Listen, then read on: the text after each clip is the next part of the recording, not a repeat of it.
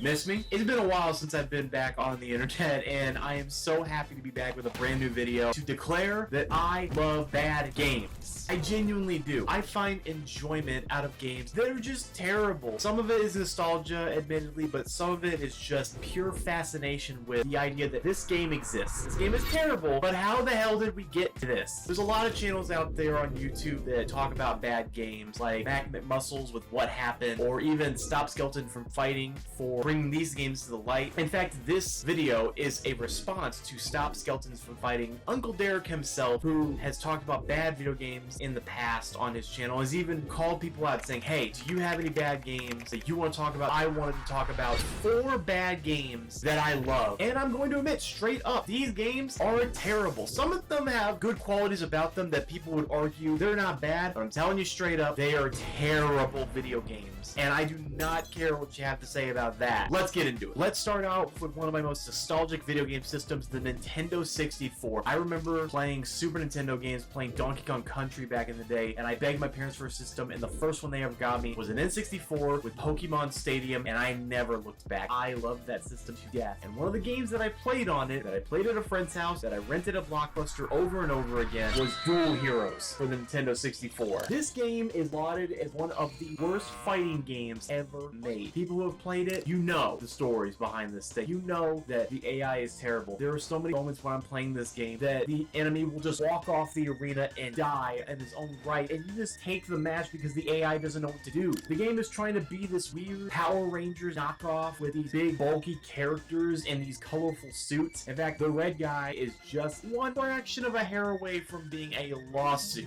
from Power Rangers. And it isn't just the aesthetics. The music itself sounds like it better belongs in a Super Nintendo rather than an N64. The fighting system is clunky as hell. The story modes are really short, but that is expected of a fighting game back in the day. There's not a lot of characters to pick from. It is a bare bones experience of a fighting game. There's so many better options out there in the world, and that is why this game is one of the worst. But it's a game that I can't help but love. It's all the jankiness with all the big brooding animations. It's so weird of a game. The music, yeah, feels like it should be a Super Nintendo game, but I kind of find it charming in its own weird way. The character design, some of them are really fun. There's a dude in the game named Gun, and he's a spacey soldier. If you look into his profile, there's like a freaking typo or something in the game. It's ridiculous. There's literally nothing super special about this game that you couldn't find anywhere else, but for some reason, probably because I played it a lot when I was a kid, this fighting game has stayed in my heart, stayed in my life for years, to the point where this isn't my original copy. I had to find this, bought this off somebody for cold hard cash, paid more than $10 for it. I'm not happy to admit, but I have it, love it, cherish it. It's a bad game that I freaking love. Jumping off the N64, let's talk about another fighting game. Let's talk about a Dragon Ball Z fighting game. The PSP is one of my favorite handheld systems of all time. If there was ever a top 10 list or top 5 list of handheld systems, for me, the PlayStation Portable would be #1 on the docket because I love this damn thing. I have such a nostalgia for the system. I remember when I was a kid, I begged my parents to have it. I even did a Christmas rendition. I remember when I was a kid begging my parents for this, and then lo and behold, Christmas Day comes, I get this freaking system with Dragon Ball Z Shin Budokai for the PlayStation Portable, and I loved it. I loved every second of that game. It was exactly like the PlayStation 2 games, maybe a little less graphical fidelity. I don't know. I couldn't really tell on that little PSP screen, but it was everything I ever wanted in a handheld system, just giving me the console experience in the palm of my hands. And there was another Dragon Ball Z game on there, Dragon Ball Z Shin Budokai Another Road, the sequel. It was about as good, just about as fun, had some more characters in it, but that's not the Dragon Ball Z game we're going to talk about. No. We are going to talk about Dragon Ball Evolution, based on the terrible, irredeemable movie, Dragon Ball Evolution. Oh my god, if you were around at the time of this film's release, or even the trailers leading up to this thing's release, you know the community looked at this movie and just was ready to hate it, was ready to destroy it. And for good reason. The movie is outright terrible. But, and this is the real kicker, the game isn't actually that bad. When I say this game is terrible, I'll get to that in a minute, but the fighting system is actually really well done. The models, the animations, the fighting system for this game is actually solid because they got the company Dimps, the makers of Dragon Ball Z Budokai, Budokai 2, Budokai 3, basically all the Budokai games, and even modern day games, Xenoverse 2. They got that team to make this game game, and this fighting system therefore is solid. It plays just like the Shin Budokai games on PSP. What this game is lacking is almost everything else. The music in the game isn't that bad, I'll give it that. The finishing animations, the zoom-ins and all that shit, very cinematic, still pretty fun though. It is really stupid that because it's based on the movie, the animations for the finishing moves has to be very toned down, although I do find it funny that Yamcha, of all the characters, hits you with his goddamn truck as a finishing animation. That is so ridiculous. The graphics, though, are terrible. The story mode is bare bones. The roster, I should say, of fighters in this game, it's all here. This whole list, that's 1, 2, 3, 4, 5, 6, 7, 8, and maybe one more character on the front screen. That is so little. It's ridiculous that they couldn't even come up with new fighters. Well, maybe they didn't have the time. Maybe they only had 6 months to release this game. But it's all of that surrounding it. There is no reason to play this game because of how bare bones it is. And honestly, I find myself enjoying it. And the story mode is so terribly done that it's funny in a so bad it's good kind of way. You're not gonna hurt yourself or hate yourself for playing this game. And honestly, it's so cheap nowadays. I almost dare you to give it a try and tell me you do not find enjoyment out of it. It's 10 times better than the movie, I'll tell you that. That's one good thing that came out of that damn movie. Time to get into a bit of a controversial opinion. Let's talk about horror games. Horror games nowadays and the indie scene are huge. They're some of the biggest blockbuster hits in the video game industry. On Steam, you can find an amazing horror game just by looking left or right. However, back in the console era, PlayStation 2, GameCube, Xbox, all that, finding a really good horror game, it's kind of hard. They didn't release as many as there were first-person shooters, adventure games, RPGs, all that stuff. There's a particular horror game out there that I both love and I hate it.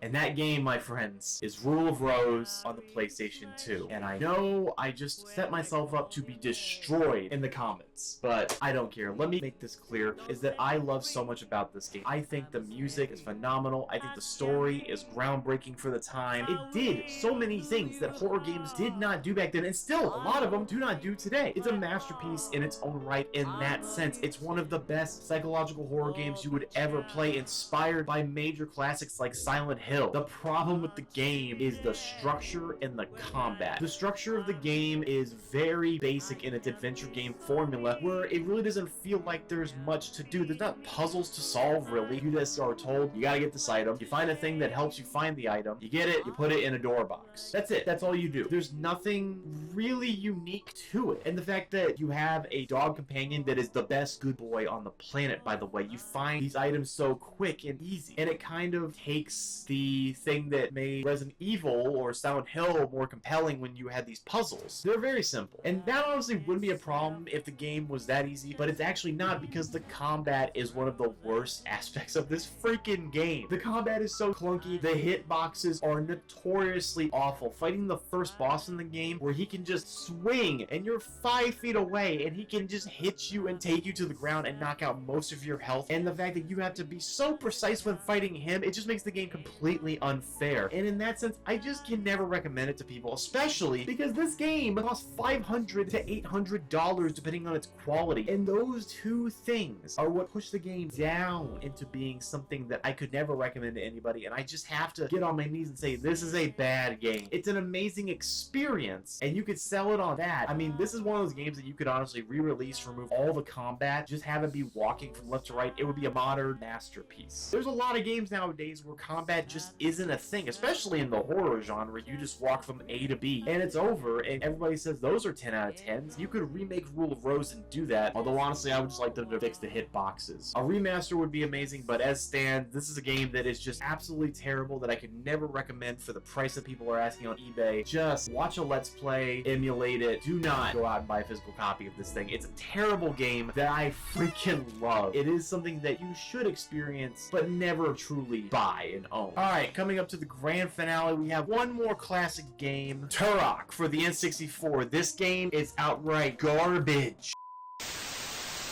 I'm kidding. I'm kidding. Don't kill me, internet. The real final game isn't anything special. Let's talk about Tony Hawk for a second and the oeuvre of Tony Hawk ripoffs, aggressive inline, BMX, Triple X, and stuff like that. There was one company that was out there that said, you know what? We need Tony Hawk to appeal to grade school kids. And somebody was like, scooters are really popular. And we got Razor Freestyle Scooter. And this is the Dreamcast version, but it was available on the N64. And actually, what's funny is the N64 version is one of the rarest games ever made because it was a blockbuster exclusive title. Although being rare doesn't exactly make it valuable. Where do I even start with this game? It is very nostalgic to me, and since that I bought it years and years ago, I saw this title, I saw this cover with this little kid on the scooter looking like he's about to freak the hell out, and I'm just like, who made this? Why did they make it? What is going on here? And when you get into the game, it is a blatant Tony Hawk ripoff, but in all the worst ways. First off, the music. One of the most iconic things about Tony Hawk is the amazing soundtrack that is in the game. You could pick any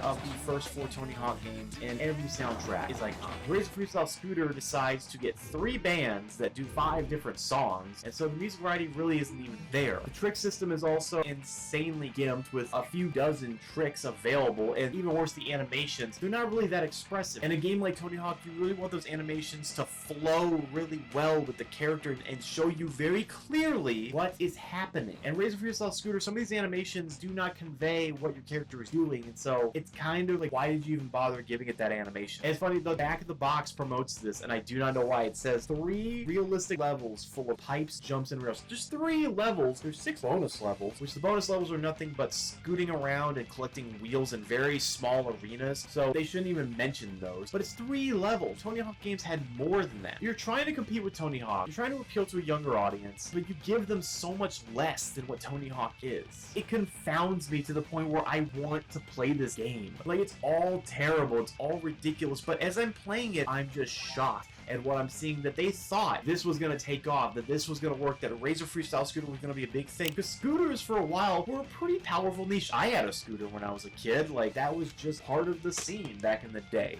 I don't know. This is insane. Just the whole concept of it was enough for me to want to buy it, want to keep it, and play it with my friends. In fact, there's an old video, I don't even know if it's still on my channel, but I showed this off to my friends, and we did a little let's play of it together. So this is Razor Freestyle Scooter. It's a Tony Hawk ripoff. And it's just sad. There's nothing wrong with this game other than it being incredibly mediocre, even below mediocre at that. Like, you shouldn't play this game unless you're morbidly curious. And I am, so I did buy it, and I love it. There's something so weirdly nostalgic about this scooter game that just takes me back to my childhood when I loved scooting in the backyard or just in my neighborhood. It kind of brings me back to that. There's a story behind this game I don't think will ever be revealed. Who thought this was a good idea and why they made it?